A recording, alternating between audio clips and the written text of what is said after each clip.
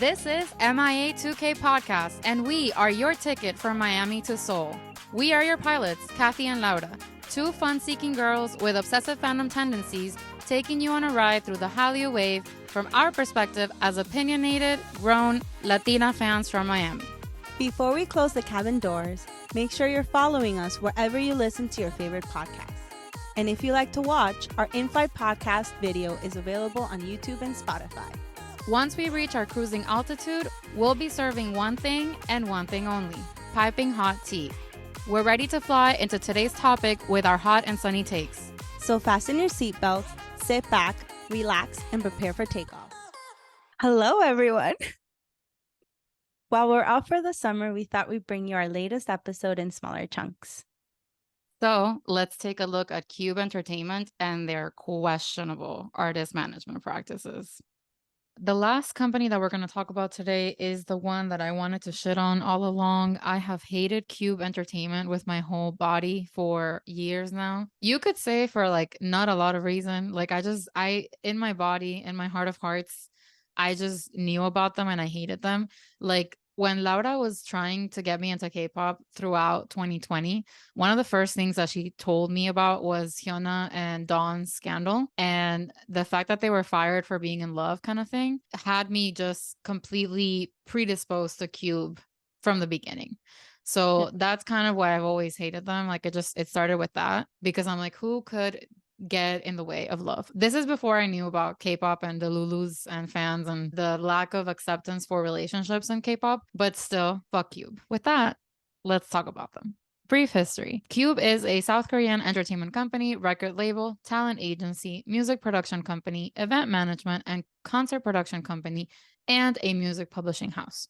They were founded on August 29th of 2006, originally as PlayCube Inc.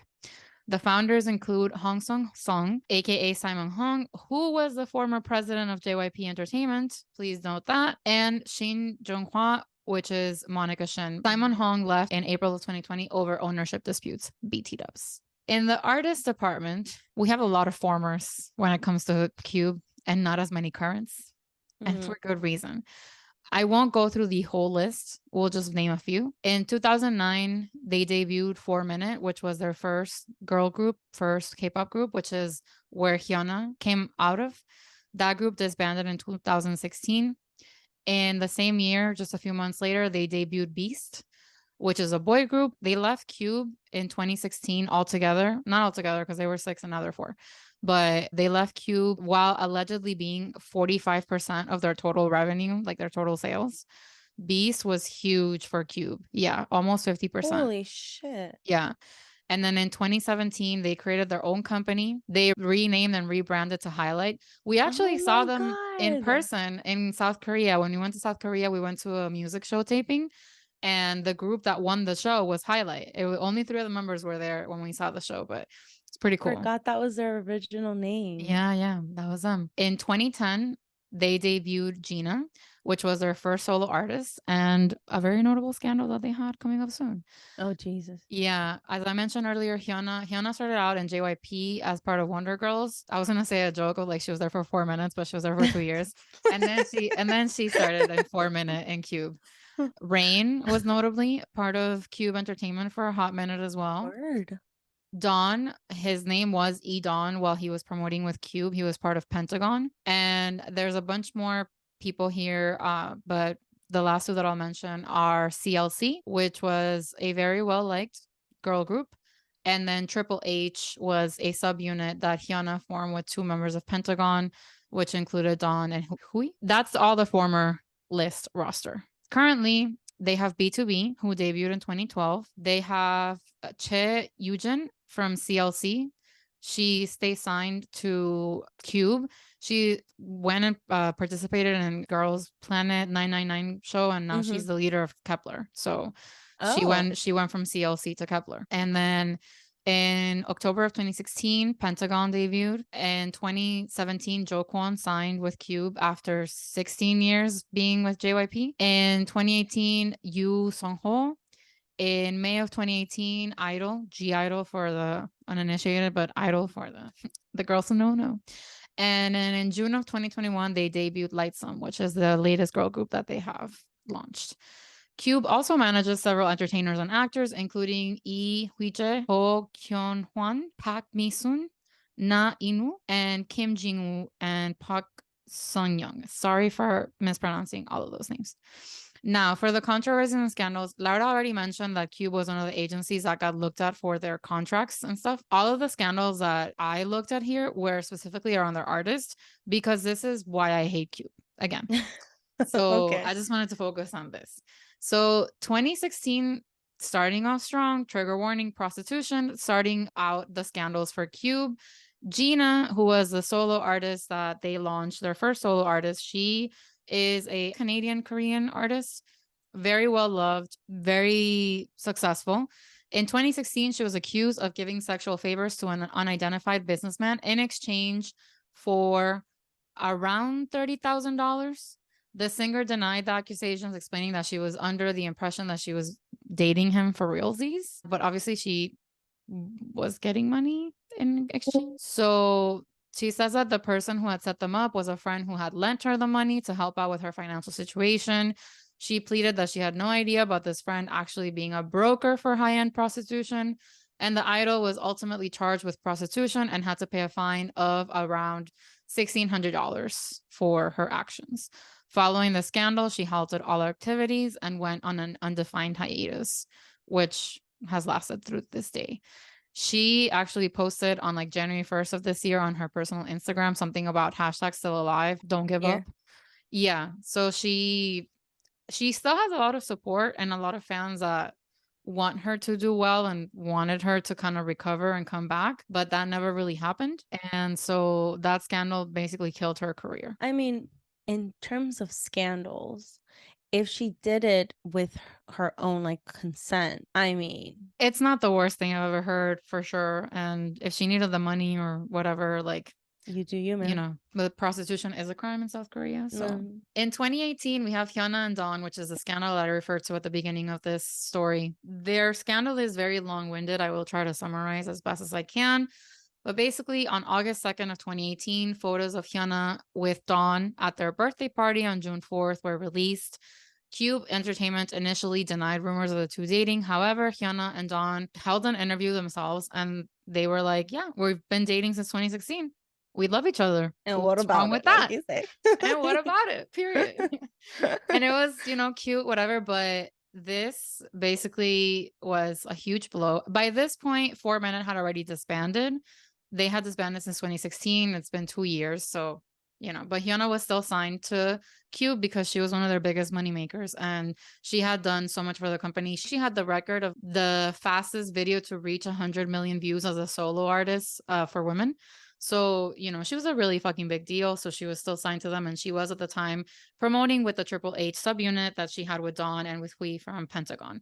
So again, they were supposed to have a fan meeting that same day, but because of the fucking press conference, Cube decided to halt all her activities and just like literally cancel her and Dawn. Around this point, this was August, Cube decided kind of to be like, we don't trust our artists, so we can't continue working with them, but also we're not going to fire them just yet. We're going to like take a little time to like decide what to do, because again, she was a huge moneymaker for them. So most of the fans at the time were outraged, and they basically wanted Dawn to leave Pentagon. That was like the most pressing matter and the thing that fans wanted the most.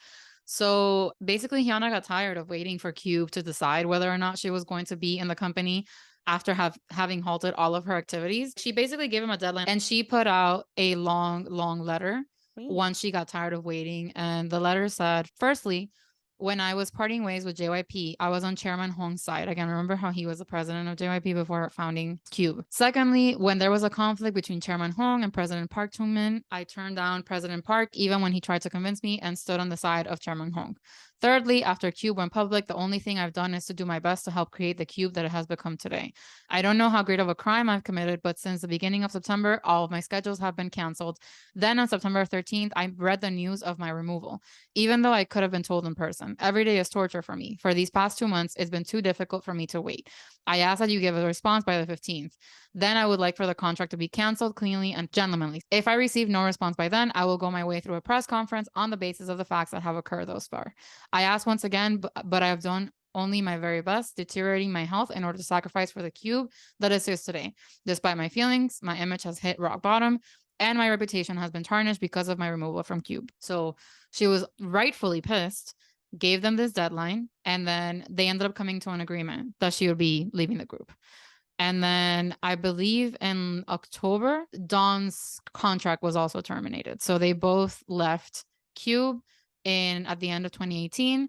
But wonderful timing by Psy creating P Nation. He ended up founding it in 2018, and then they both signed with P Nation in January of 2019 and created some good music while they were there. So glad that Psy came to the rescue, but Cube really fucked them up. And honestly, like the fact that she had to, say like she sacrificed her health for Cube and to make Cube what it was today. She dedicated to her company and she just fucking fell in love. Like, what the actual fuck? Literally.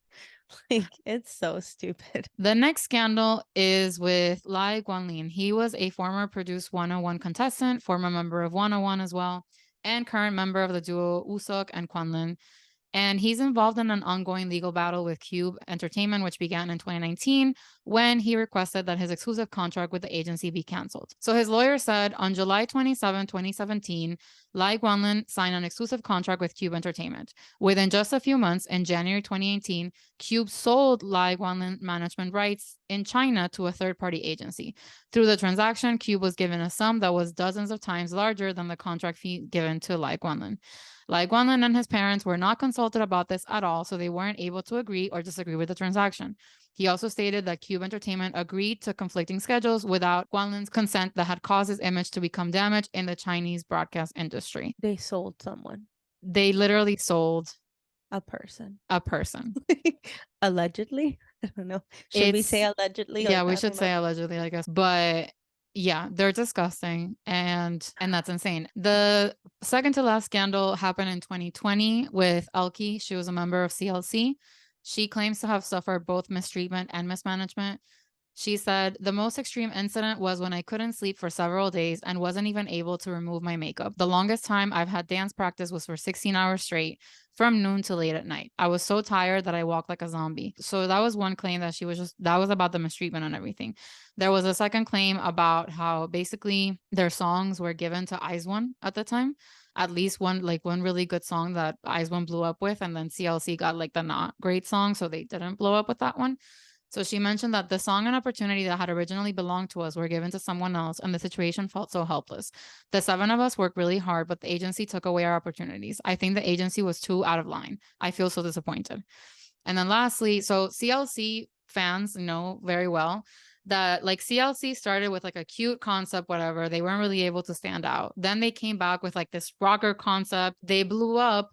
And then I believe it was around 2020, the company literally told CLC that they weren't going to promote them anymore as a group and that they were not interested in spending any money on them as a group. And they were only interested in like basically solo work.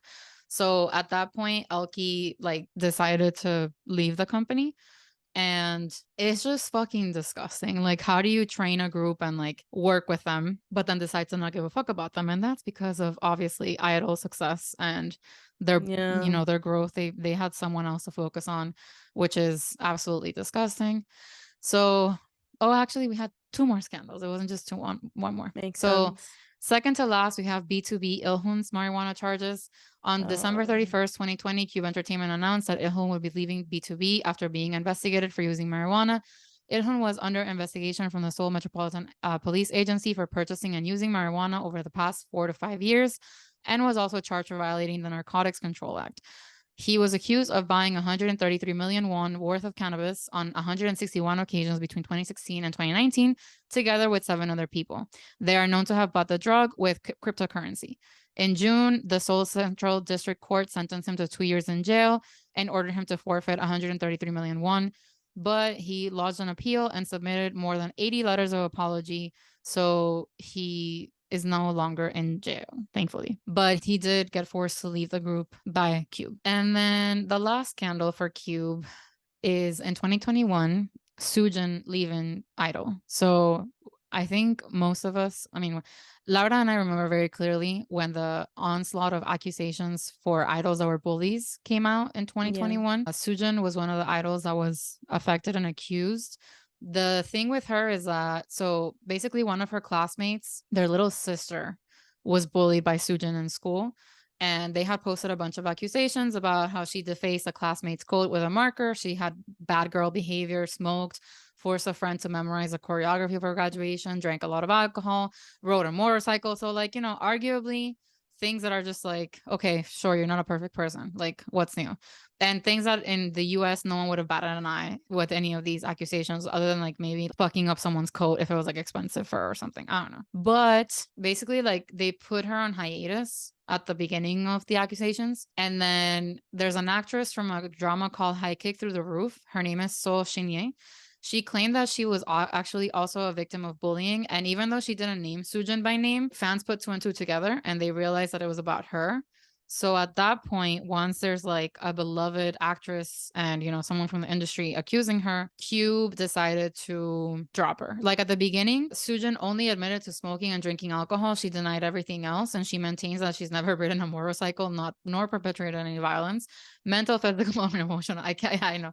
Why does she have to say that she didn't ride a motorcycle? Like, who the fuck cares? There's bigger fish to fry, my guys. Really. But yeah, she said that she never inflicted any pain against her classmates. And then, so Cube initially provided a statement that refutes all accusations after an investigation was done. And then 5 months later, they dropped her from the group because that's Cube. That's the fucking Cube way. And there was no formal explanation.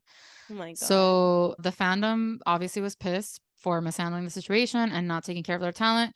And a petition for bringing her back actually gathered over 160,000 signatures. So she was very well loved. That's the last like formal scandal. The other reason why I always hated Cube was because we saw a lot of Reddits and stuff like that about the profit distribution among companies.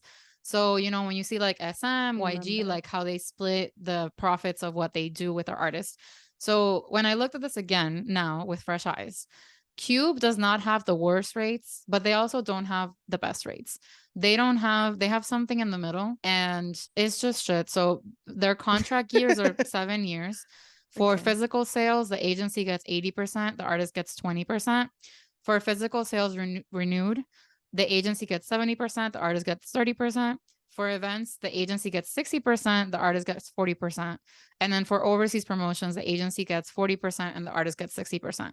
So if you wonder why artists do so much work abroad, usually it has to do with the fact that they get more money abroad than when they are in Korea.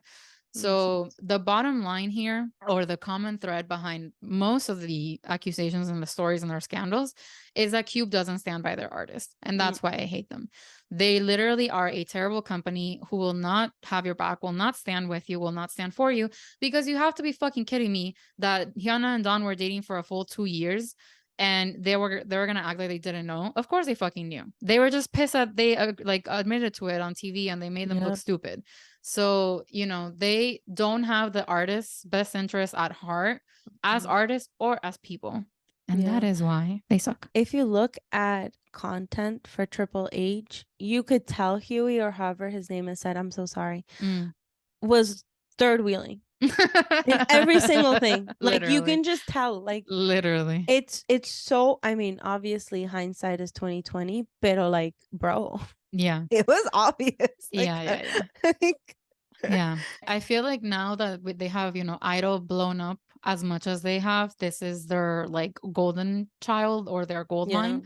So that's what they're really focused on. Which is so funny to me because Idol has like a bad girl image. Right. And this member got kicked out for like Soojin would have fucking ate during like Tomboy era. Are you kidding me? Are you kidding me? But whatever. The most recent developments that we should mention for Cube is that I believe back in like November, December, Kakao Entertainment gave 80 billion Korean won to Cube. It's a lot of money. So, you know, people love to throw around the word like monopoly for the whole like Hybe and SM situation. Bitch, look at Kakao Entertainment. Like they have their hand in everything and everyone. Yeah. So interesting development. Also, Cube partnered with 88 Rising for the latest I-DLE drop. So I-DLE is about to actually release a full EP in English, and they have partnered with 88 Rising to do that. They dropped the first song called I Do, I believe on July 13th. I heard it. It didn't sound like I-DLE to me personally, but I don't know a lot of their discography, so maybe not a comment for me to make.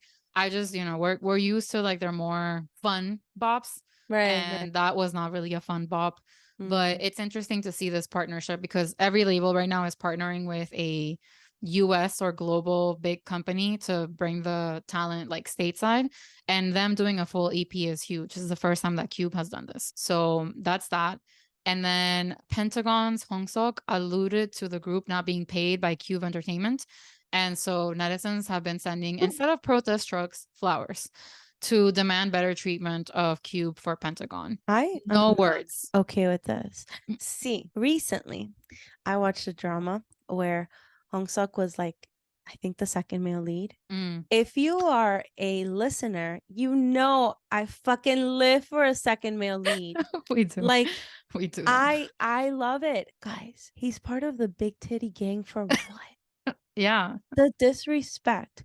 He's like actually delicious. Yeah, he is. Kino has been looking so amazing for what? He gave us Pose, and then what? He gave us a little bit of what we were missing while Temin was enlisted with Pose. Honestly. Yes. He served cunt while Timon was away. The disrespect. Completely. Disgusting. Completely. Also, Hongsuk actually had to stop his enlistment early because of really, really big mental health problems, which, like, again, where's the support, my guys? Seriously? Pentagon has been with you for so long, and where's the support? Anyway. It's ridiculous. So conclusions on Cube, they suck, allegedly. Yeah, allegedly. We Factually. Yeah. Spiritually, emotionally, and mentally, they suck. And yeah, that's basically why I have had a vendetta against them, and I'm really happy that I got to say my piece about Cube because I really have been wanting to for a while. Thank you so much for listening. We really appreciate it. Thank you guys. See you soon. Bye. Bye. Thank you so much for listening to this episode of the MIA2K podcast. We have lots of great content coming up ahead, so please don't forget to follow and subscribe to our show on Apple Podcasts and Spotify. And if you enjoyed our episodes, please rate us 5 stars. And for the real-time tea, follow us on Instagram, Twitter, TikTok, and Facebook by searching for @MIA2K Podcast. Dale. Bye.